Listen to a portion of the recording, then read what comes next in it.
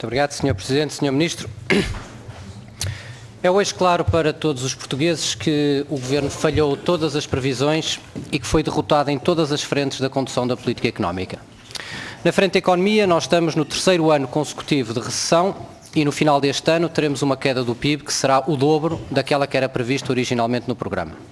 O investimento terá caído 30%, mais do dobro do que era previsto, as exportações crescerão metade daquilo que era previsto e teremos um desemprego superior a 18%, no que é o valor mais elevado da nossa história. Não temos, em nenhum registro da nossa história coletiva, dados económicos tão desastrosos como estes, com uma recessão tão prolongada como esta, nem com um desemprego tão elevado, e podemos incluir aqui quer o período revolucionário, quer os períodos respeitantes às duas intervenções anteriores do Fundo Monetário Internacional. Mas nesta estratégia falhada de política económica falharam também o que foram os objetivos fundamentais, que eram os objetivos do déficit e da dívida. O déficit, sabemos hoje, chegará a 6,6% em 2012, depois de doses maciças de austeridade. A dívida atingirá máximos históricos e a verdade é que nós não temos, do ponto de vista da sustentabilidade de nenhum destes indicadores, qualquer medida que reforce no médio e no longo prazo a sustentabilidade das nossas finanças públicas. E mesmo os indicadores que o Governo gosta de valorizar, como o déficit externo ou a melhoria da capacidade de financiamento, são indicadores de uma enorme precariedade. Relativamente ao déficit externo, porque sabemos que a evolução registada de melhoria do déficit externo decorre do colapso da procura interna e não tem nenhuma capacidade de sustentação à menor reanimação da economia.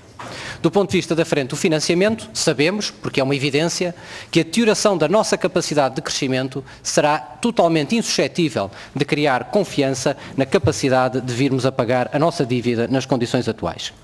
Chegamos, pois, a um ponto em que os objetivos centrais do nosso programa de assistência, quer a recuperação da economia, quer o pagamento da dívida, estão comprometidos e chegamos a este ponto com uma situação económica e social dramática e com um compromisso político fragilizado. Eu gostava de fazer um ponto, é que nós chegamos a este momento do nosso programa de assistência económica e financeira muito por responsabilidade das escolhas e dos erros de condução da política económica feita pelo Governo. Num contexto de uma enorme incerteza internacional, em que se deveria ter adotado uma estratégia de articular a queda da procura interna com a recuperação da procura externa, o Governo optou por uma estratégia de radicalismo no nosso processo de ajustamento. E nós hoje pagamos os preços dessa opção. E esse radicalismo demonstrou-se desde logo, em primeiro lugar, na frente do ajuste orçamental e da austeridade. A convicção de que nós fazendo um ajuste à cabeça mais forte, mais pesado, poderíamos ter mais resultados, demonstrou-se completamente falhada. Nós tivemos em 2012 cerca de 5,3 pontos de austeridade do PIB. Sabemos hoje que a consolidação terá chegado a 1,5 ponto. Para 2013, 3,2 pontos do PIB de austeridade para uma consolidação de 0,5 e vem-nos agora ao Governo prometer que no próximo ano 1,2 pontos de austeridade corresponderão a 1,5 pontos do PIB em consolidação orçamental. Mas houve também radicalismo na desvalorização completa do papel da procura interna. A forma como ao longo do tempo se desvalorizou por completo a evolução do desemprego, a queda dos rendimentos, as expectativas das famílias, dos agentes económicos e em como, de certa forma, a desvalorização interna ganhou a forma de visão oficial de grande medida de correção dos nossos equilíbrios, fizeram com que chegássemos à situação em que estamos hoje. E por isso houve aqui radicalismo na abordagem do programa, em que no meio da maior crise financeira das últimas décadas e no meio de um programa, na condução de um programa extremamente delicado na gestão dos seus equilíbrios, nós tivemos no fundo uma visão que foi considerar a crise como uma crise unicamente nacional, que se resolveria do ponto de vista estrutural por míticas reformas do lado da oferta produtiva e tudo o resto sendo negligenciável.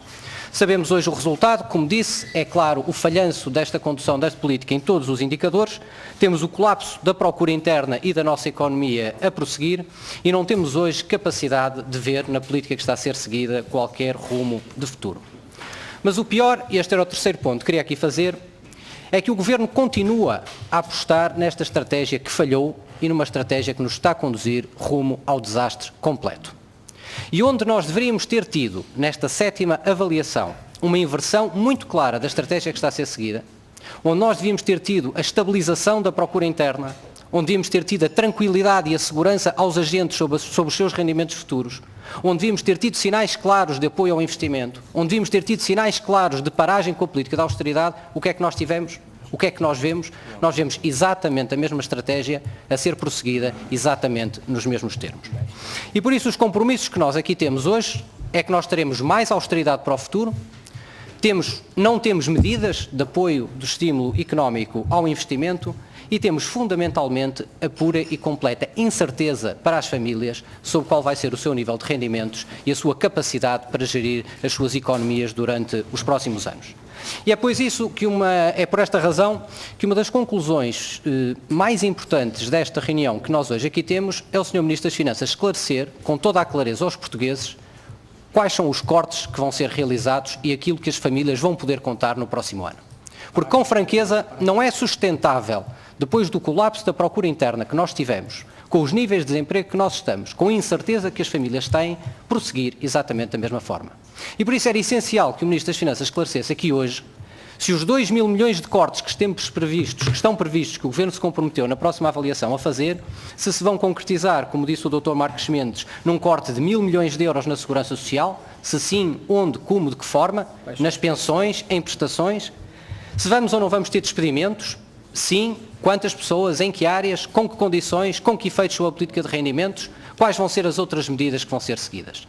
Se há uma lição que nós podemos tirar destes 2 anos de processo de ajustamento, é que não só os custos da sobre-austeridade foram tremendos, mas fundamentalmente a incerteza e a desvalorização completa dos elementos centrais da procura interna fizeram colapsar os fundamentais dos objetivos do nosso programa de assistência. É, pois, essencial que o Sr. Ministro hoje possa explicar e detalhar com clareza o que vai acontecer no próximo documento de estratégia orçamental e o que é que lá vai estar incluído. E terminava, Sr. Ministro, com uma referência à última reunião do Eurogrupo. Até à última reunião do Eurogrupo e no meio de todo o desastre que tem sido uma parte importante da política europeia de resposta à crise das dívidas soberanas, e falo em desastre relativamente aos países periféricos e às condições que lhes estão a ser impostas, mas até à última reunião nós tínhamos por adquirido uma medida importante e positiva que foi tomada no deflagrar da crise financeira, que foi a garantia, o aumento e a harmonização da garantia de depósitos em toda a União Europeia. Tivemos, e é público, a informação relativamente ao Chipre, ao plano de assistência a Chipre, em que pela primeira vez, e no que será, porventura, das decisões mais absurdas e de maior risco tomadas nos últimos anos, a fratura do mecanismo de garantia de depósitos até 100 mil euros a vigorar no espaço da zona euro.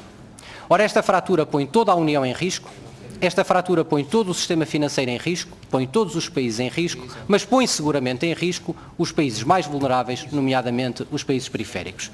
E por isso, a pergunta que eu lhe dirigia com toda a clareza era confirmar se na última reunião do Eurogrupo a decisão foi tomada nestes termos, se confirma que Portugal votou favoravelmente esta decisão do Eurogrupo relativamente ao apoio a Chipre, e a última pergunta, se sim, e se o fez, se votou favoravelmente, por que razão o fez, sabendo que Portugal é uma economia periférica com altos riscos de ser atingido por volatilidade relativamente aos movimentos de capitais. Muito obrigado.